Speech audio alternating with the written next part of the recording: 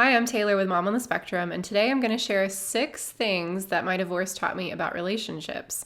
I was recently divorced last year after a almost 13-year marriage. I have 2 kids, and I've learned so much from this experience. I receive messages from the autistic community every day of people in similar situations, so I wanted to share some perspective that I've learned in case it might be helpful to you. Before we jump in, I just want to welcome you to the community, especially if you're new here. Please subscribe so you can stay up to date with all of the resources that I put out to help connect autistic adults to each other through the community here, and also resources that I create to help you give more vocabulary and understanding to your autistic experiences. One free resource I have that you can grab right now in the description is my ultimate guide to understanding autism.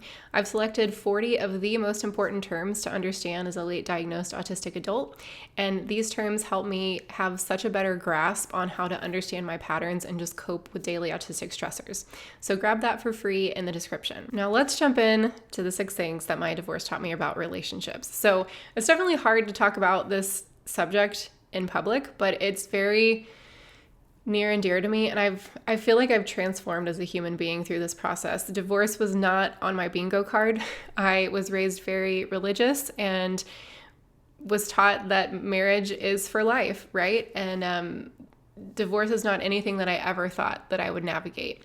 But here I am. It's nearing a year since my divorce was finalized, and I am feeling every day like a more whole and alive version of myself. So here are some things that I've taken away so far. I'm learning new things every day. But first of all, the most important thing is to trust my intuition. This is especially important for people on the spectrum who have heard for our whole lives that we're too sensitive, overreactive, overthinking, you name it. And I think I had adapted some of that mindset of thinking that I'm being oversensitive, I'm overreacting. And so I would downplay my wants and my needs, thinking that I was too much. And I did this slowly until I basically was a ghost in the relationship and not really taking up any space because I didn't want to be a burden or communicate what I actually wanted and needed. And so this can lead to a lot of resentment. Resentment is really hard to get rid of in a relationship. I think of it as kind of like a black tar that, even when you remove it, there's still some residue. So trusting my intuition along the way would have definitely been helpful. And that's something now I can look back and see that my intuition was speaking to me and it was giving me accurate information. I just wish I would have leaned more into that in the moment. The second thing that I've really learned is that I am deserving of a whole and beautiful life, not just tiny little fragments of beautiful things, not just tiny little segments of my life that are beautiful and enjoyable, but a whole life experience that is life-giving, that is full of joy. Not everything is butterflies and rainbows, but as a whole, I feel like I've stepped into such a more vibrant version of life that I just wasn't living before because I just thought that I needed to live smaller in order to accommodate other people. And I don't think I consciously was choosing that. It's just kind of where I found myself. But now sitting here today, it's just silly to think that I would settle for anything less than the freedom that I feel today to be myself.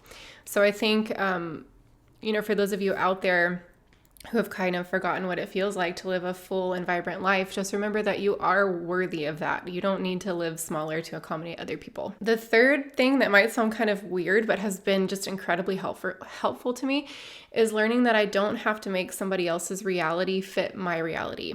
So this is very confusing to me because I would feel like the things that I was hearing from my then husband would really conflict with my experience of how things were for me. And a lot of times I found myself trying to make myself the problem and fix myself so that things would be different. And through therapy, I have learned to take my reality as its own. And he could have his reality and I could have mine, and they didn't have to line up, and I didn't have to try to change myself in order for his truths to fit my life, if that makes sense.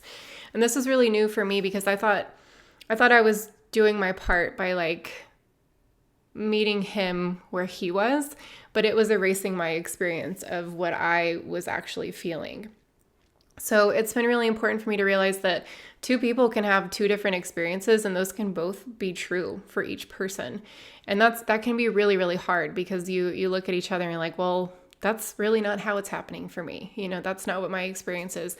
And that is really hard and sometimes devastating, but it's also been really liberating to be like, oh, this actually is my experience and I can trust it. I don't have to change it in order to make somebody else happy. The fourth thing that I learned, that was a really hard realization, but life-changing realization again, is it's not about what somebody says, but what they do.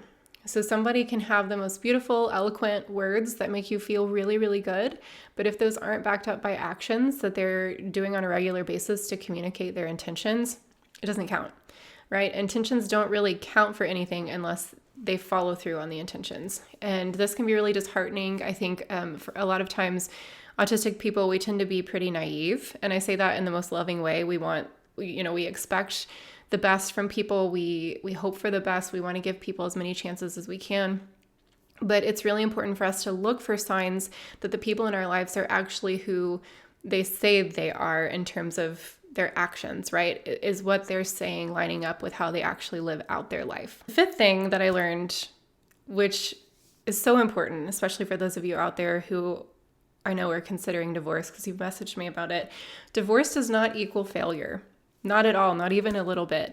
I was with my ex for almost 17 years. We dated for 4 years before we were married.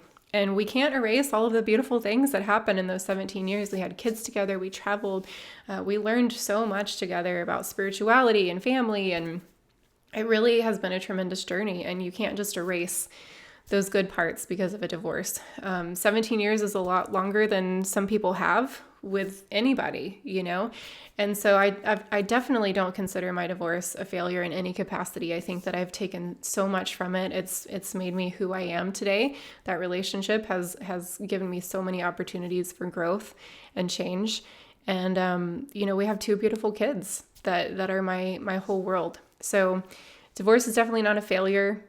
I actually consider it a pretty tremendous strength that I was able to move from this into a new chapter of my life that I'm honestly really excited about. I've never felt more free or more myself.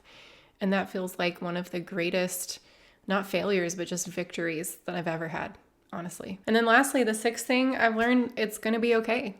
I've got my own back. I've always had my own back. I'm really good at taking care of myself. Yeah, it's exhausting sometimes, but it's kind of in a way a gift that you see what you're capable of going through. And then you can look back and think, I made it through that. That was like one of my worst fears, and I made it through. Not only was I okay, but I'm better and I'm alive. And it has changed the way that I look at trials, right? I was strengthened so much by going through the fire. It's just the greatest thing to be able to look at myself in the mirror and be like, I've got you. Like, I'm going to take care of you. I always do. And we can make it through anything. So I hope if you're out there and you find yourself in a similar position where you're considering divorce or trying to work through some tough relationship issues, the bottom line that I want you to know is it's going to be okay. Trust your intuition. Don't downplay your experience in order to appease other people. You can make it through this, and the trial, if you allow it to, can make you stronger. Thanks so much for watching. Make sure to download my Ultimate Guide to Understanding Autism if you haven't already. I'll put more relationship resources here, another relationship video. Make sure that you subscribe. You can click this little circular button if you haven't already. And then maybe I'll put a helpful a helpful playlist over here about relationships. Okay? Thanks for watching, and I will see you in the next video. Bye.